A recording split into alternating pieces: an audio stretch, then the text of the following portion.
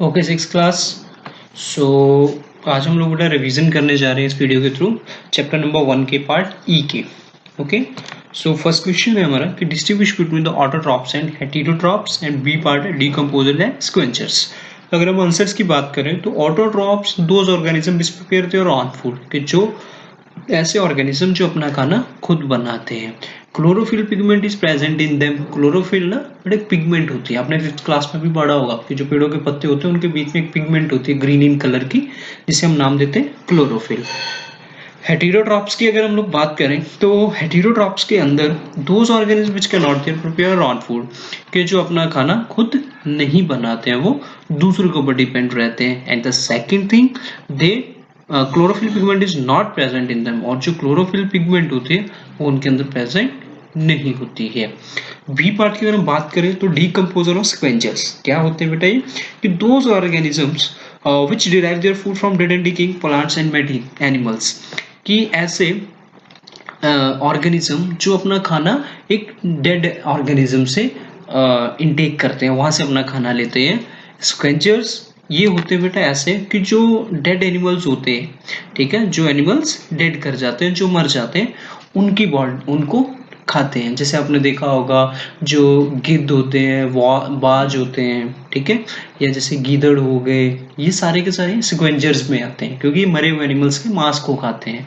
लेकिन जो डीकंपोजर्स हैं, इनके एग्जांपल्स अगर हम बात करें तो यहाँ पे बेटा लिखा हुआ है बैक्टीरिया, फंजाई, ये माइक्रो ऑर्गेनिजम्स होते हैं जो डीकंपोज करते हैं उनकी बॉडी को।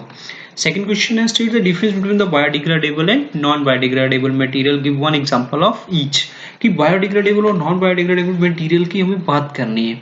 तो biodegradable material are those which can be broken down into simple substances, कि जो कम्प्लेक्स से सिंपल में टूट जाते हैं। जैसे हम लोग देखते हैं बेटा कि कभी कभार कोई एनिमल्स या कोई प्लांट्स की डेथ हो जाती है, वो अगर वो मर जाते हैं तो थोड़ी टाइम के बाद वो गल सड़ जाते हैं। जैसे अगर हम लोग क्या करें कि एक कपड़ा ले या अखबार का पीस ले, अगर हम उसे मिट्टी के अंदर दबा दें तो बेटा वो थोड़े दिनों के बाद टूट फूट जाएगा, खराब सा हो जाएगा, है ना।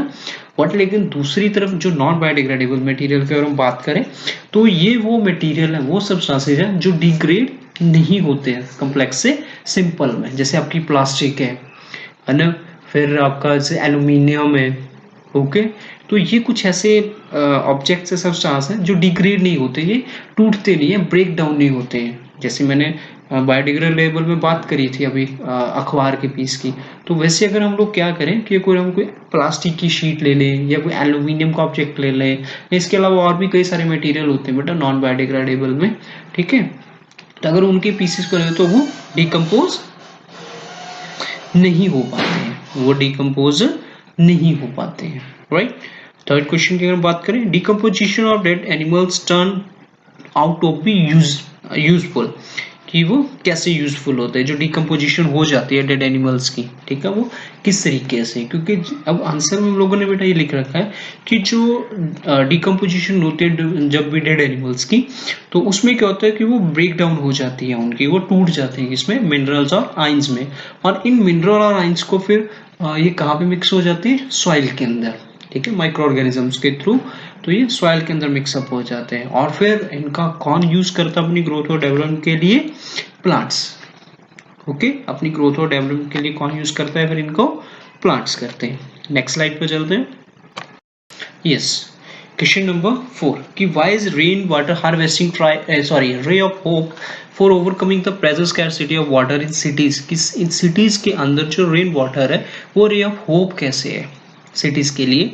तो जो रेन वाटर होता है, हमें पता है बेटा कि जब हम उसकी हार्वेस्टिंग करेंगे, उस पानी को इकट्ठा करेंगे, तो हम उसका कई सब चीज़ों के लिए यूज़ कर सकते हैं, अपनी इरिगेशन पर्पस के लिए, या मतलब अपने जो हमारे किचन गार्डन्स होते हैं उनमें इरिगेशन हम उससे कर सकते हैं।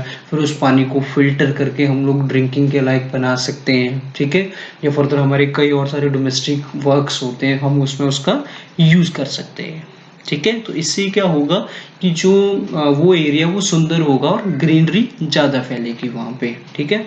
और सबसे बड़ी बात कि हमें जो अंडरग्राउंड वाटर होता है हमें उसके ऊपर डिपेंड नहीं रहना होगा। Question number 5, why do buffaloes cool themselves in water during summer, कि जो बफेलोज होते हैं वो समर्स के अंदर क्यों तालाबों के अंदर जाके नहाती हैं। ठीक है, जो गांव के अंदर या सिटीज के आउटसाइड ऑफ सिटीज बेटा बड़े बड़े तालाब होते हैं, छप्पड़ होते हैं, उनके अंदर जाके भैंसें नहलाती हैं गर्मियों के दिनों में। क्यों? क्योंकि जो बफेलोज होती है उनका कलर कैसा होता है, ब्लैक होता है। ठीक है, और उनकी स्वेट ग्लैंड्स नहीं होती है, उनकी बॉडी में पसीना नहीं आता है, जैसे हमारी बॉडी में पसीना आता है उनकी बॉडी में नहीं आता है। सो इसकी वजह से क्या होता है कि उन्हें गर्मी फील होती है। जब उन्हें इस तरीके से गर्मी फील होती है तो उस गर्मी को वो दूर करने के लिए क्या करते हैं, फिर उस पानी होता है जो तालाबों का, ये तालाबों के अंदर जाके वो नहाना शुरू करती हैं। ठीक है, गर्मियों में गर्मी से बचने के लिए। क्वेश्चन नंबर 6 है कि draw ray diagram to show the relationship between the biotic और एबायोटिक कंपोनेंट। सबसे पहले तुम्हें ये तो चीज पता होगी कि एबायोटिक और बायोटिक होती है। बायोटिक वो होते हैं